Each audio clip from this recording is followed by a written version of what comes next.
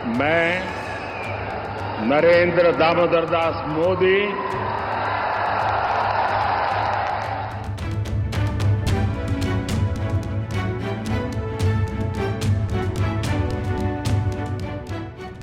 मैं नरेंद्र दामोदर दास मोदी। यही गूंज कल शाम को कर्तव्य पथ पर सुनाई दे रही थी, जहां से लगातार रिकॉर्ड तीसरी बार नरेंद्र मोदी ने अपने कर्तव्यों के प्रति शपथ ली। तीसरी बार पीएम बनने के साथ ही नरेंद्र मोदी ने पूर्व प्रधानमंत्री पंडित जवाहरलाल नेहरू के उस रिकॉर्ड की बराबरी कर ली, जिसमें नेहरू लगातार 3 बार पूर्ण बहुमत के साथ सत्ता में आए थे। हालांकि इस बार नरेंद्र मोदी तीसरी बार सहयोगियों के सहारे सत्ता में आए हैं। कल नरेंद्र मोदी के साथ कुल 72 मंत्रियों ने शपथ ली, जिसमें 30 कैबिनेट मंत्री शामिल हैं। हालांकि अभी भी कैबिनेट विस्तार में 9 मंत्रियों की गुंजाइश है, यानी कुल 82 मंत्री बनाए जा सकते हैं। तीसरी बार एनडीए सरकार की ताजपोशी हो चुकी है, लेकिन पहले के मुकाबले इस बार लोगों को एनडीए सरकार से काफी उम्मीदें हैं। तो वहीं कई चुनौतियां मुंह खोले खड़ी हैं, जिन पर खरा उतरना आसान नहीं होगा। यानी प्रधानमंत्री नरेंद्र मोदी ने अपना तीसरा कार्यकाल समझौतावादी जनादेश के साथ शुरू किया है। नतीजतन मोदी के 72 सदस्यीय नए मंत्रिमंडल में भाजपा के सहयोगियों के 11 मंत्री हैं। साथ ही देश को मजबूत विपक्ष मिला। मोदी सरकार के सामने जो चुनौतियां आने वाली हैं, उनमें आर्थिक उदारीकरण, ऊर्जा संरक्षण, डेटा संरक्षण, कृषि क्षेत्र में सुधार, बढ़ती महंगाई, रोजगार के नए सृजन करना जैसी चुनौतियां प्रमुखता से शामिल हैं। नरेंद्र मोदी की अगुवाई वाली गठबंधन सरकार के तहत वित्त मंत्रालय के सामने पहली चुनौती करीब 1 महीने में 2024-25 के लिए पूर्ण बजट पेश करने की होगी। क्या सरकार राजकोषीय घाटा सकल घरेलू उत्पाद के 5.1% रखने के लक्ष्य पर टिकी रहेगी, जैसा कि फरवरी में पेश अंतरिम बजट में कहा गया था, या आक्रामक तौर से राजकोषीय मजबूती की ओर बढ़ेगी? इस पर लोगों की नजर रहेगी। तो वहीं वित्त मंत्रालय के सामने एक चुनौती उस विवाद को खत्म करने की होगी, जो वित्त वर्ष 24 के बजट में आयकर अधिनियम के संशोधन से उभरा है। वहीं उम्मीद ये भी है कि वित्त मंत्रालय काफी समय से लंबित आईडीबीआई बैंक, शिपिंग कॉरपोरेशन और एनएमडीसी की रणनीति बिक्री के काम में तेजी ला सकता है, जबकि निजीकरण या विनिवेश की नई योजना मौजूदा वित्त वर्ष में पीछे रह सकती है। इसके पीछे अहम कारण गठबंधन साझेदारों के बीच काफी राजनीतिक आम सहमति की दरकार होगी, जबकि वित्त मंत्रालय काफी समय से लंबित बीमा अधिनियम में संशोधन को भी प्राथमिकता दे सकता है। वहीं मोदी सरकार के सामने दूसरी सबसे बड़ी चुनौती खाद्य व कृषि क्षेत्र में होगी, जिस पर देश की अर्थव्यवस्था निर्भर है।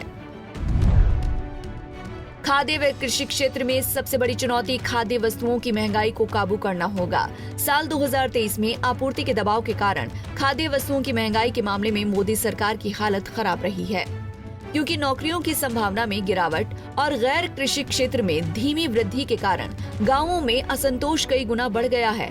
वित्त वर्ष 2024 में कृषि और उससे संबंधित गतिविधियों के लिए सकल मूल्य वर्धित यानी जीवीए की दर 1.4% रही है, जो कि 2018-19 के मुकाबले कम रही है। इसका कारण ये था कि साल 2023 में बारिश सामान्य से कम हुई थी। विशेषज्ञों की माने तो उत्तर प्रदेश और बिहार के कई ग्रामीण लोकसभा क्षेत्रों में भाजपा की हार का सबसे बड़ा कारण किसानों को अपने खेत पर उपज का उचित मूल्य नहीं मिलना रहा। यानी इस बार मोदी सरकार को नीति के स्तर पर कृषि क्षेत्र के सुधार में ध्यान देने की जरूरत है, जिसमें एमएसपी जैसे किसानों के बड़े मुद्दे शामिल हैं। तो वहीं तीसरी सबसे बड़ी चुनौती नए मुक्त व्यापार समझौते पर हस्ताक्षर और निर्यात बहाली की होगी।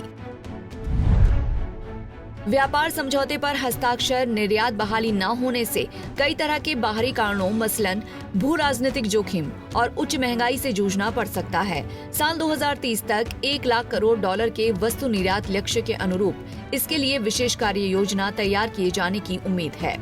नई सरकार ओमान के साथ मुक्त व्यापार समझौते पर हस्ताक्षर करने पर राजी हो सकती है। भारत और ओमान के बीच बातचीत इस साल की शुरुआत में पूरी हो गई थी और नई सरकार के गठन के बाद मंत्रिमंडल से मंजूरी मिलते ही समझौते पर हस्ताक्षर किए जाने की तैयारी है। हालांकि इससे पहले नई सरकार की 100 दिवसीय कार्य योजना के तहत जुलाई में भारत और ब्रिटेन के साथ बातचीत पूरी करने की योजना थी, लेकिन बातचीत दोबारा शुरू करने में ज्यादा वक्त लग सकता है, क्योंकि जुलाई में ब्रिटेन में भी चुनाव होने वाले हैं। वहीं अगले कुछ महीने में साउथ अफ्रीकन कस्टम यूनियन यानी SACU, चिली और खाड़ी सहयोग परिषद के साथ FTA वार्ता शुरू होने की उम्मीद है। हालांकि नई सरकार को कई क्षेत्रों में ध्यान देने की जरूरत होगी, जिनमें